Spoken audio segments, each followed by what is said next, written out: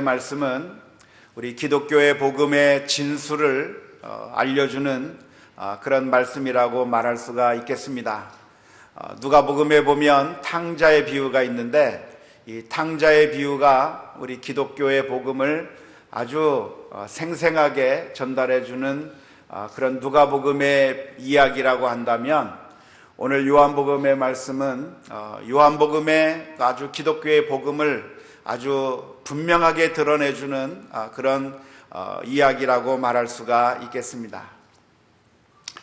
오늘 본문의 말씀을 보면 서기관과 바리새인들이 예수님 앞에 나와서 간음하다가 현장에서 잡힌 여인을 그 가운데 세워두고 이 여인을 어떻게 하면 좋겠느냐고 묻는 내용이 본문의 말씀 가운데 있습니다.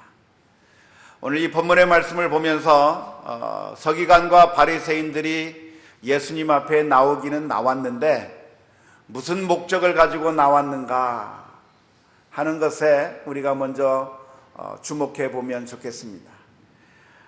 6절 말씀에 보면 이렇게 기록합니다. 그들이 이렇게 말함은 고발할 조건을 얻고자 하여 예수를 시험함이라라. 참 얼마나 안타까운 일입니까?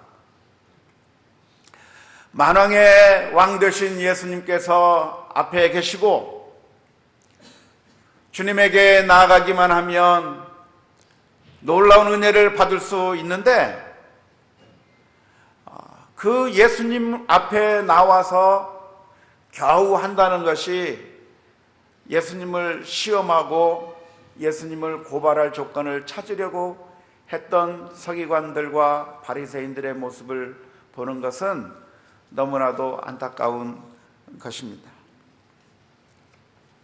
하나님 앞에, 우리 주님 앞에 나아갈 때 우리의 마음을 열어놓고 주님 나에게 은혜를 주시옵소서, 우리의 연약한 모습들을 내어놓고 불쌍히 여겨달라고 나아오면, 그러면 놀라운 은혜를 받을 수 있을 텐데, 소경들이 눈을 뜨게 되고 안전뱅이들이 일어나게 되고 죄인이 용서받고 놀라운 경험들을 예수님 앞에서 하게 되었는데, 오늘 본문의 말씀에 등장하는 서기관과 바리새인들은 예수님 앞에 나오기를 예수님을 고발할 조건을 찾고자 시험하러 나왔다, 이렇게 기록하고 있습니다. 사랑하는 성도 여러분, 오늘 우리가 주님 앞에 나아갈 때, 우리가 주님 앞에 설 때마다 과연 내가 왜 주님 앞에 서 있는가, 다시 한번 우리 자신의 모습을 되돌아보며 정말 하나님 앞에 신실한 마음으로 나갈 수 있는 그런 결단이 있을 수 있기를 주님의 이름으로 축원합니다. 우리가 주님 앞에 나와서 예배하는 것이, 주를 위하여 섬기고 봉사하는 것이 과연 무슨 목적으로 내가 나왔는가? 초대교회 시절부터 지금에 이르기까지 교회에는 수많은 사람들이 모여들었습니다. 교회 안에 들어와서 자신을 자랑하고 싶은 사람들, 교회 안에 들어와서 무엇인가 물질적인 욕심을 충족시키기를 원했던 그런 사람들, 그리고 교회라고 하는 공동체에 들어와서 정치적인 득표 활동을 하기 원하는 사람들, 장사하기 원하는 사람들, 이 세상에 썩어질 목적들을 가지고 이 세상에서 주님 앞에 나오는 것처럼 보였지만 사실은 이 세상의 목적을 가지고 나오는 사람들이 너무나도 많이 있었는데, 오늘 안타까운 것은 서기관과 바리새인들이 예수님을 시험하고 정죄하기 위해서 나왔다 하는 것이죠. 오늘 저와 여러분들은 왜 이 자리에 앉아 있습니까? 사람들에게 내가 여기 앉아 있다고 하는 것을 보여주기 위해서 나왔습니까? 사람들에게 인정받기 위해서 내가 이 자리에 나왔습니까? 아니면 전능하신 하나님께서 우리를 불쌍히 여겨주시고 은혜 내려주시고 하나님의 은혜가 없으면 영원히 멸망할 수밖에 없는 나를 구원해 주실 그 하나님 앞에 나가서 하나님께 간구하기 위해서 나왔습니까? 원하기는 저와 여러분들이 하나님 앞에 엎드리며 믿음으로 나아가는 가운데 하나님의 놀라운 은혜를 받는 이 저녁이 될 수 있기를 주님의 이름으로 축원합니다. 두 번째 말씀을 보면 예수님께서 그들을 향해서 말씀을 하셨습니다. 고발하고 있는 그 서기관들과 바리새인들을 향해서 그들이 원하는 답에 그런 대답을 해주신 것이 아니라 그들을 향해서 침묵하시다가 일어서셔서 말씀을 하시기를 너희 가운데 죄 없는 자가 돌로 치라고 대답을 해 주셨습니다. 이 예수님의 말씀을 들을 때 놀라운 일이 벌어지게 되었습니다.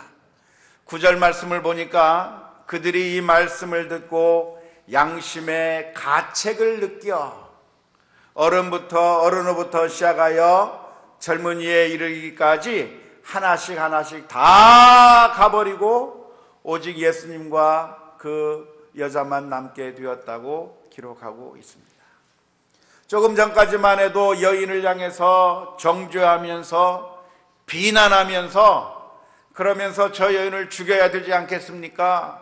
돌을 찔까요? 그렇게 이야기하던 살기등등한 사람들이 그 자리에 많이 모여져 있었는데 예수님께서 말씀하실 때 너희 가운데 죄 없는 자가 돌로 치라 이야기할 때 거기 모여있던 수많은 사람들이 하나씩 둘씩 다 사라지고 말았다고 하는 것입니다. 오늘 본문의 말씀은 나는 괜찮겠지 생각하고 있는 우리들을 향해서 주시는 주님의 경고의 말씀입니다. 이 예수님께 앞에 나왔던 사람들은 가늠한 여인들을 바라보면서 의분을 일으켰습니다. 하나님의 백성, 이스라엘 백성 가운데 어떻게 이렇게 죄를 저지르는 사람이 있을 수 있겠는가? 이스라엘 민족 가운데서 죄악을 제거해 버려야 된다고 생각하고 있고, 그래서 가늠하다가 현장에서 잡힌 여인을 돌로 쳐야 된다고 하는 그 하나님의 말씀에 따라서 심판해야 된다고 그렇게 외쳤던 사람들입니다. 레위기 20장 10절 말씀을 보면 이렇게 기록합니다. 누구든지 남의 아내와 간음하는 자, 곧 그 이웃의 아내와 간음하는 자는 그 간부와 음부를 반드시 죽일지니라 그랬습니다. 신명기 22장 22절 말씀에도 이렇게 기록합니다. 어떤 남자가 유부녀와 동침한 것이 드러나거든 그 동침한 남자와 그 여자를 둘 다 죽여 이스라엘 중에 악을 제할지니라. 어쩌면 하나님의 말씀을 그대로 믿고 따르는 것 같은 이 이스라엘 민족들이, 이 이스라엘 백성들이 나와서 이렇게 돌을 들고 서 있는 겁니다. 그런데 예수님께서 그들을 향해서 돌을 던지라고 말씀하시지 않고 뭐라고 말씀하셨냐면 너희 가운데서 죄 없는 자가 돌로 치라. 그 이야기를 할 때 그 사람들의 마음 가운데 자신의 죄를 하나씩 둘씩 발견하면서 나도 죄인이구나 하면서 그 자리를 다 떠나게 되었다고 하는 것입니다. 사람들이 의분을 바라기 시작할 때 감추어지는 것이 있습니다. 감추어지는 것이 무엇이냐면 나의 죄악을 감추게 되는 겁니다. 한번 해보십시오.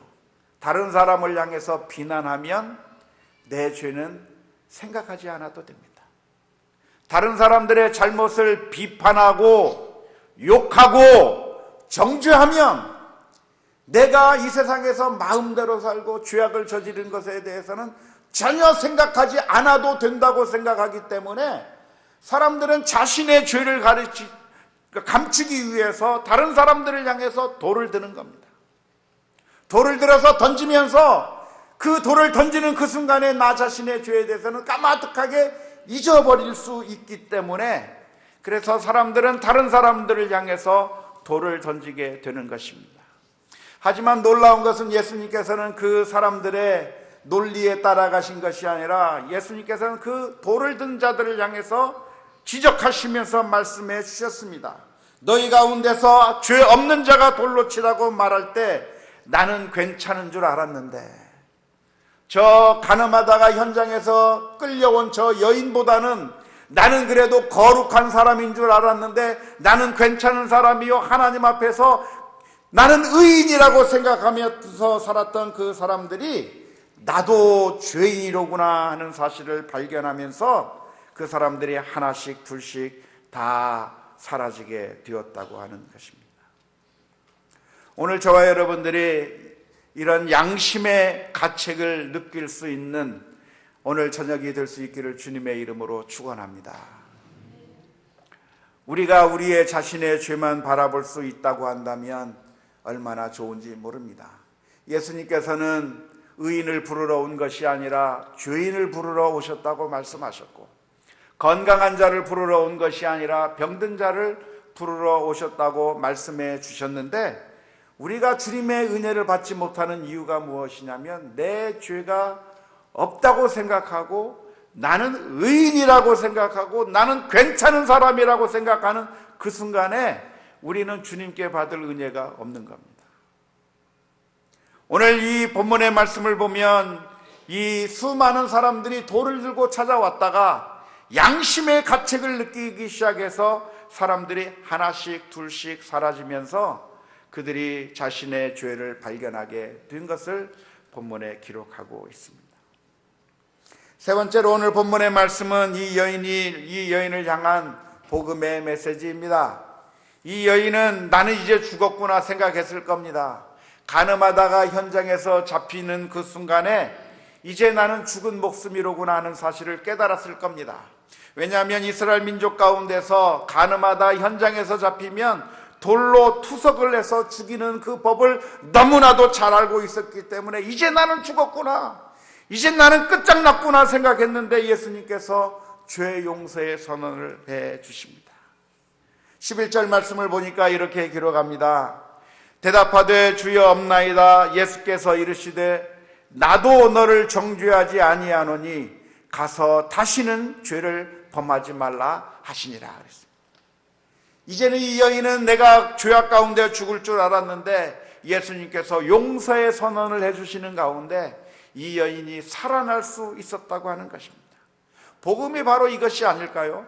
복음은 죽은 줄 알았는데 살아날 수 있는 것이 복음이고 내가 의인인 줄 알았는데 의인이 아니라 죄인이라고 하는 사실을 발견하는 것이 복음입니다.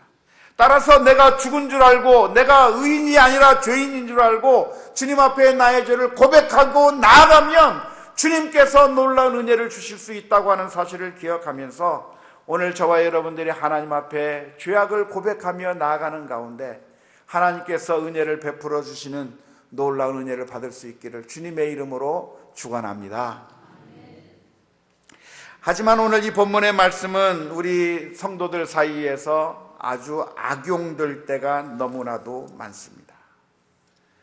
오늘 본문의 말씀을 보면 이렇습니다. 아주 심각한 죄를 지었습니다. 하지만 주님께서 용서를 해 주었습니다. 이것이 복음인데 이 복음을 듣는 순간에 사람들이 어떤 생각을 하게 되냐면 내가 무슨 죄를 지어도 괜찮은 것이 아니겠는가라고 하는 잘못된 생각을 가지게 될 때가 많습니다. 그래서 어거스틴이라고 하는 사람은 우리를 향해서 이렇게 경고했습니다. 오늘 본문의 말씀은 우리로 하여금 하나님 앞에서는 아무리 큰 죄라고 하더라도 용서받지 못할 정도로 큰 죄는 없는 것이며 뿐만 아니라 우리가 죄를 지은 것이 아무리 작은 죄라 할지라도 하나님 앞에서 우리가 나아가서 용서를 빌지 아니하면 안 될 죄가 없다고 하는 사실을 말해준다고 이야기를 하고 있습니다. 그런데 오늘 우리들이 종종 어떤 생각을 하게 되냐면 주님께서 우리를 용서해 주시니까 이제는 괜찮다라고 생각하면서 내가 죄를 지어도 아무런 문제가 되지 않는다고 뻔뻔함을 주장하는 경우가 얼마나 많이 있는지 모릅니다. 우리 성도들 가운데서 그런 모습을 보일 때가 참 많아요. 내가 예수님으로 인하여 구원받았다 말하고 내가 용서받았다고 말하면서 내가 지은 죄에 대해서 아무런 경각심도 느끼지 아니하고 아무런 자책도 느끼지 아니하는 그러한 모습들을 보여주고 있을 때 세상 사람들은 우리 교회를 향해서 손가락질하고 있는 것입니다. 몇 년 전에 나왔던 영화 가운데 밀양이라고 하는 영화가 있었는데요, 그 밀양이라고 하는 영화에서 교회를 향해서 비웃는 내용이 그 안에 들어 있습니다. 그것은 무엇이냐면, 죄를 지은 사람이, 나의 아들을 죽인 사람이 감옥 속에 들어가서 내가 용서하지도 않았는데 하나님으로부터 용서받았다고 하면서 마음속에 평안함을 느끼고 나는 용서받은 사람이라고 그렇게 뻔뻔하게 하고 있는 그 모습을 보면서 그 주인공이 정말 돌아버리는 거죠. 어쩌면 이것이 우리들이 가지고 있는 잘못된 모습일지도 모르겠습니다. 우리가 죄를 지어놓고도 주님께서 다 용서해 주셨으니까 괜찮다 말하고, 아무리 큰 죄를 지어도 사람들로부터 그런 죄에 대해서 내가 하나님 앞에 죄인이구나 하는 사실을 깨닫지 아니하고, 하나님께서 용서해 주었으니까 괜찮다 말하려고 하는, 그래서 뻔뻔해지려고 하는 모습들이 우리들에게 있는데, 오늘 우리 본문의 말씀을 그렇게 오용해서는 안 될 것이라고 믿습니다. 오늘 본문의 말씀은 우리가 어떤 죄를 지어도 다 용서받는 것이기 때문에, 어떤 죄를 지어도 아무 문제가 되지 않고 마치 아무 일 없었다는 듯 지내도 아무 문제가 되지 않는다고 하는 말씀으로 오용해서는 안 됩니다. 가늠하다가 현장에서 잡혀온 그 여인을 향해서 나도 너를 향해서 죄를 정죄하지 않겠다고 하는 그 말씀은, 그러니까 죄가 있음에도 불구하고 그냥 뻔뻔하게 살아도 괜찮다고 하는 말씀이 아닙니다. 오늘 11절 후반부에 가면 예수님께서 이렇게 말씀합니다. 나도 너를 정죄하지 아니하노니 가서 다시는 죄를 범하지 말라라고 말씀하고 계십니다. 예수 그리스도의 은혜를 받는 사람이 있다고 한다면, 이제 내가 죄를 용서받았으니까 이제는 또 죄를 지어도 또 용서해 줄 거니까 내가 마음대로 죄를 지어도 괜찮단 말하고, 내가 죄를 지은 것에 대해서 아무런 자책감을 느끼지 않아도 된다고 하는 그런 말씀이 아니라, 예수님께서는 그 죄를 용서해 주시면서 우리를 향해서 권면해 주시는 말씀이, 이제 다시는 죄를 짓지 말라고, 그 죄가 얼마나 무서운 것이고 얼마나 하나님의 마음을 아프게 한 것인가를 기억하면서 하나님 앞에 거룩하게 살라고 하는 그런 요구를 하고 계시다고 하는 사실을 우리가 기억해야 될 줄로 믿습니다. 복음은 우리가 죄를 용서해 주셨다고 하는 것이 그냥 우리들에게 거저 주어진 것이 아니라, 사실 그 죄의 용서를 위해서 예수 그리스도께서 십자가 위에서 못 박혀야 되었다고 하는 사실을 전제하고 있습니다. 내가 너를 정죄하지 않겠다고 하는 그 말씀은 내가 너를 위해서 대신 십자가를 지겠다고 하는 그런 말씀입니다. 내가 괜히 용서받은 것이 아니라 예수님이 죽음으로 말미암아 내가 구원받았다고 하는 그 사실을 기억할 수 있기를 주님의 이름으로 축원합니다. 예전에 목회와 신학이라고 하는 그런 만화 잡지에 나오는 그 만화를 제가 한번 읽어본 적이 있습니다. 근데 그 만화가 어떤 만화냐면, 오늘 요한복음 8장에 있는 내용을 가지고 재미있게 사람들 웃음을 자아내게 하는 그런 만화를 하나 이렇게 그려놓은 것을 본 적이 있었습니다. 그 만화에 보면 그 사람들이 죄인인 여인을 데리고 와서 예수님에게 질문을 던집니다. 선생님, 이 여인이 간음하다가 현장에서 잡혔습니다. 어떻게 하면 좋을까요? 하고 묻는 내용이 한 장면이 있습니다. 두 번째 장면이 하나 나오는데, 두 번째 장면에는 예수님께서 이렇게 말씀을 하십니다. 너희 중에 죄 없는 자가 돌로 쳐라 그랬습니다.